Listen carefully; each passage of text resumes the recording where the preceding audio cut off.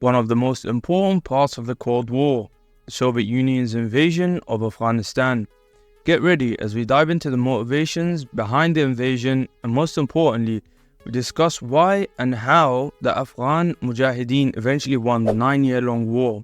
Firstly, what led to the Soviet intervention in 1978? A coup occurred, which interestingly instilled a communist government. Keep in mind, Afghanistan at the time, as still now, is a massive Muslim majority nation, so for a communist government to be supported, they would also have to support the atheistic views the Soviets had, not to mention the atrocities the Soviets had committed against the Muslim populace in the USSR. This coup led to chaos, and many Afghans did not accept the new government for many reasons, one being Afghanistan is ethnically diverse with Pashtuns, Tajiks, Hazars, Uzbeks, and many other groups.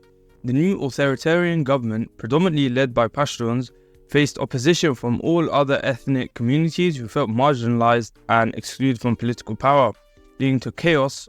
This is when the Soviet Union felt the need to capitalize and attempt to stop the Islamic values spreading up north. They decided to intervene militarily on December 1979. Let's talk about the military strategies the Soviets used.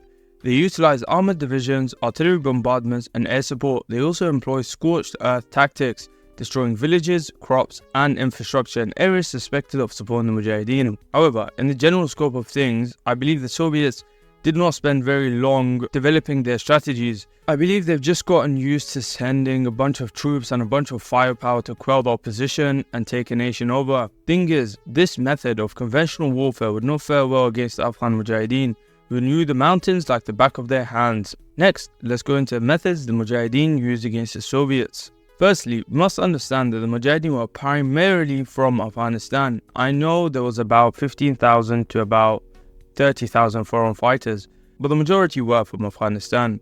That being said, the Afghans had many connections with tribes in various towns and villages that would update them on Soviet movements. This proved to be vital. Furthermore, the Mujahideen would frequently set up IEDs, improvised explosive devices, on Soviet-used roads from the intel they had received from allies.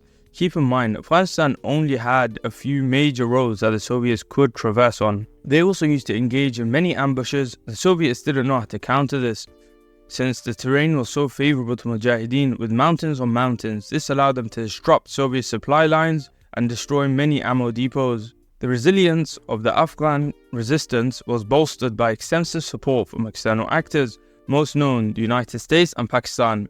In one instance, a covert operation the CIA had, in collaboration with the Pakistani intelligence. This covert operation funneled arms, funds, and training to the Mujahideen.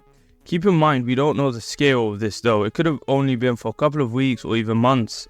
I doubt it went on for a couple of years. This then empowered the Mujahideen to intensify their fight against Soviet occupiers. The external support not only prolonged the conflict but also internationalized it. Many people in the world knew about it now, transforming Afghanistan into a proxy battleground in the broader geopolitical rivalry between the superpowers in the height of the Cold War. The human costs of the Soviet intervention in Afghanistan were staggering. Tens of thousands of Soviet soldiers perished in the conflict. Around about 15,000 Soviet troops actually died, while countless Afghani civilians suffered the devastating consequences of war. The conflict inflicted widespread destruction, displacing millions of Afghans and leaving behind a trail of shattered lives and communities. During the bloodshed and chaos, the innocent women, children, and the elderly had to deal with intense realities of armed conflict and the indiscriminate brutality of war.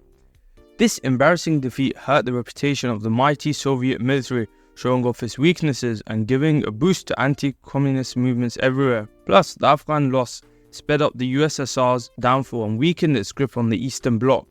So in the end, the Soviets' failure in Afghanistan wasn't just one thing, it was a whole mix of mess-ups. They misjudged their moves, ran into some tough Afghan fighters, and a couple of years later, the USSR fell apart.